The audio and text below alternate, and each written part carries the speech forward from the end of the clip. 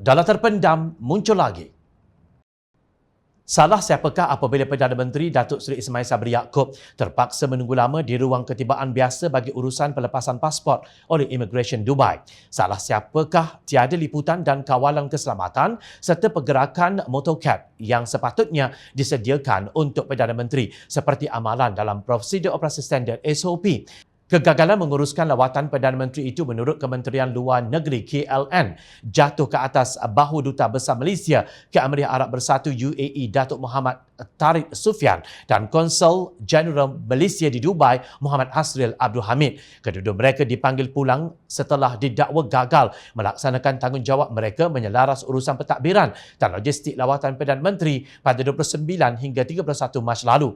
Namun pengerusi Pakatan Harapan Datuk Seri Anwar Ibrahim tidak bersetuju. Menurut beliau, Menteri Luar Datuk Seri Saifuddin Abdullah wajar mengambil tanggungjawab dengan tampil menjelaskan kegagalan menguruskan lawatan Perdana Menteri itu. Anwar berkata Duta Besar Malaysia ke UAE dan pegawai di peringkat bawah tidak boleh dipersalahkan atas kegagalan itu yang berpunca daripada kecuaian dan kelembapan Saifuddin. Dalam pengalaman saya belasan tahun sebagai menteri, dalam kerajaan yang sebelumnya, belum pernah kita dengar lawatan rasmi Perdana Menteri tidak disambut oleh negara yang seharusnya mengundangnya. Jadi ada satu kecelaruan dalam diplomasi kita dan Menteri Luar harus bertanggungjawab. Jangan dipersalahkan duta besar atau pegawai di peringkat bawah. Dia harus menjawab kerana belum pernah negara terhina begini rupa, kata Anwar di Facebooknya. Sebelum itu, bekas Menteri Luar Datuk Seri Anipah Aman berkata, selaku seorang Menteri Saifuddin harus mengambil tanggungjawab penuh. Menurut beliau, satu siasatan dalaman patut dijalankan dahulu sebelum kedua-dua diplomat itu dipanggil pulang secara tergesa-gesa. Tambahnya, semasa beliau sebelum lawatan rasmi, Menteri Luar akan mendahului Perdana Menteri dan akan berada di tempat berkenaan lebih awal untuk memastikan bahawa persiapan yang diperlukan dibuat. Katanya sebagai Menteri Luar, beliau akan bertanggungjawab sepenuhnya atas kelemahan yang berlaku semasa lawatan Perdana Menteri ke UAE itu. Ini memalukan negara kita dan seorang Menteri sentiasa bertanggungjawab terhadap sebarang kelemahan kementerian dan dia mesti membela pegawainya. Saya ragu-ragu bahawa diplomat kanan dan berpengalaman seperti itu akan terlepas pandang butiran penting terutamanya apabila ia melibatkan Perdana Menteri. Tindakan seumpama ini membawa gambaran buruk kepada Menteri Luar dan akibatnya juga memberi gambaran buruk kepada Malaysia, tegas Anipah.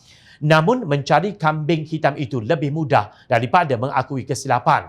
Bagi Ismail Sabri yang baru dicalonkan sebagai Perdana Menteri, jika Barisan Nasional menang pada pilihan raya umum ke-15 nanti, beliau tidak diharapkan memiliki keberanian untuk memecat Saifuddin, Ahli Parlimen Bersatu Indra Mahkota itu. Ini kerana Saifuddin adalah salah seorang daripada Ahli Parlimen pelengkap bagi mendapat majoriti tipis di Dewan Rakyat. Lalu dua orang penjawat awam kanan negara teraniaya. Atau adakah ini permulaan bagi sebuah lagi episod Daulah Terpendam? Rakyat sentiasa memerhati.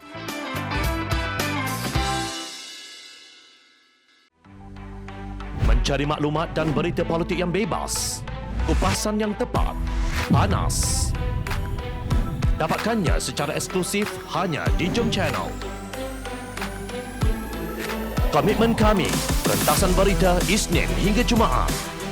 Berbicara dan isu semasa, kami garapkan secara langsung. Panel-panel berkaliber dan profesional. Interaktif, pandangan anda kami raikan. Jangan lupa bersama kami di setiap hujung minggu dalam edisi khas mingguan. Jom Channel, moving forward, sharing a new experience.